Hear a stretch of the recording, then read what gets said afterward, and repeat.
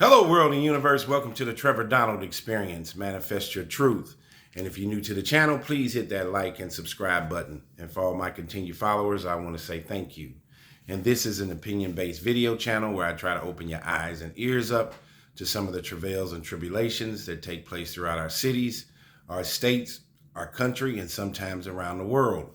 And as we just finally approached this new election season, there have been many topics that have been of concern since the election. And of course, one of the major issues is the migrant issue. And people are worried about the non-vetting that is taking place. And there's 10 to 15 million illegal immigrants that are in the United States. And some people are worried about attacks, physical terrorist attacks. But many people are not talking about, which I think is the attacks that could take place on our country in the wave of the future, is dealing with IT, cyberspace attacks.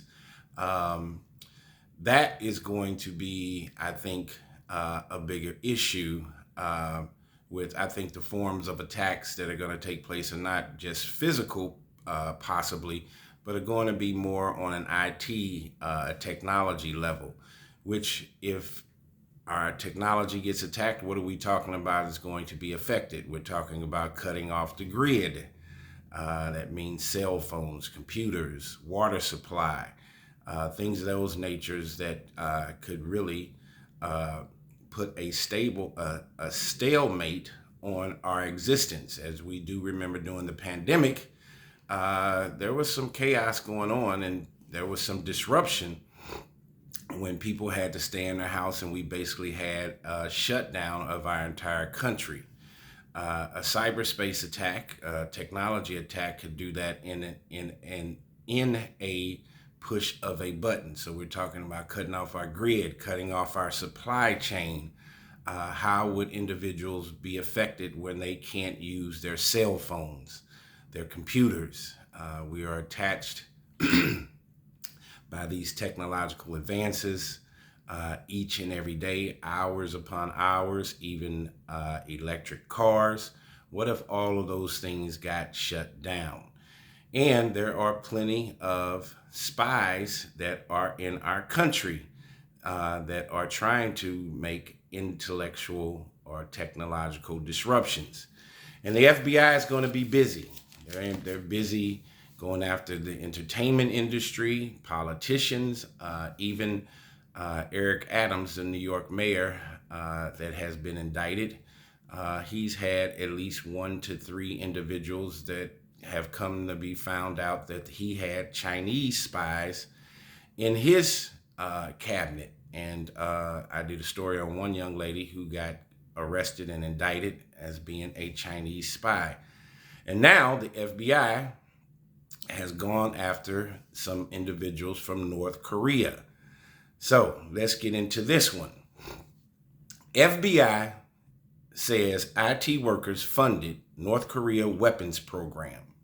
This is right out of the United States. More than a dozen people spent years using stolen identities to funnel $88 million to North Korea weapons program by working in IT for U.S. companies, according to an indictment filed Wednesday in St. Louis, Missouri. It's right in the Midwest.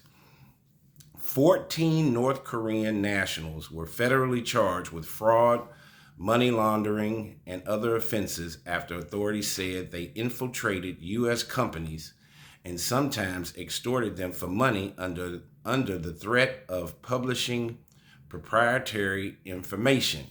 This is all IT. The U.S. government is offering up to $5 million for information on their whereabouts or their schemes. This investigation is just one example of the FBI's commitment to going after criminals wherever they are in the world, said Ashley T. Johnson, the special agent in charge of the St. Louis FBI's office. The U.S. has no formal diplomatic relationship with North Korea, which is viewed as a hostile country. North Korea has several times in recent years tested missiles and threatened military action against the U.S. But more than a year ago, officials with the FBI warned the public about a growing threat of U.S. companies, including some in St. Louis, hiring IT workers who funneled their wages to North Korea's weapons programs. The St. Louis FBI has so far seized millions of dollars and dozens of domain names as part of their investigation. But Wednesday indictment lists even more website and bank accounts that they hope to shut down. Charges say that since at least 2017, 14 people ran two North Korean front companies called Yanbian Silver Star Network Technology Company in China and Volasys Silver Star in Russia. Remember, China, Russia, which are allegedly to be threats and nemesis of the United States. Court records list Jong Sung Hwa, Kim Rui Song, and Ri Kong Sik as company leaders. They hired freelance IT workers who applied for jobs in the U.S., mostly using stolen or fake IDs. Sometimes they'd hire U.S. residents to show up for a job interview or to keep company computers so that the foreign workers could make it appear as if the computer was operating in the U.S. Some of those Chinese or Russian workers were hired by a technology company in Oregon, a talent agency in Texas, an app development company in North Carolina, and a faith-based nonprofit in Indiana. So they've been in several states. Sometimes the workers would get fired and would then use information they gleaned while working for the company to ask for more money. If the company or nonprofit didn't pay up, they'd publish proprietary information online, potentially costing the organization hundreds of thousands of dollars, court records show. Warrants have been issued for their arrest. So these individuals were taking proprietary information and basically blackmailing these U.S. companies and stealing information. And what are some of the companies or countries that we have to worry about that was even talked about during the presidential election? Well, Russia, of course, China, Iran, some of these places that have, and of course, North Korea, who has some dissonant emotions about the United States of America. And while everybody is so worried about a physical attack, I'm telling you right now, please open your eyes and your ears, because the unseen will become seen and the unbelievable will become the believable, because an IT attack, I think, could cause just as much damage and if not more destruction to our entire infrastructure than just a physical attack. An IT attack could castigate damage throughout this entire country, and we have something like 360 million people here. So what are we talking about? As I said before, you're talking about cutting off our grid, disrupting our chain supply, our water supply, things that people use each and every day, the disuse of your cell phone, your computer, your electric car. There would be a stalemate, and there will be total chaos and disruption if we don't make sure that we have preventive measures to protect our grid. And guess where most of our grids are being formed and made and sent to America? China. So China is developing these grids. We're purchasing them. So who knows the most about these particular grids? The Chinese people do. And if all of this infrastructure is based on technology, then just one push of a button could shut down our entire grid. And there will be a deleterious effect on all kinds of things, like I just said, our supply chain, our water supply, things that we utilize each and every day. So let's raise our level of information gathering, raise our level of consciousness, of just because we have millions of migrants that have entered and haven't been vetted.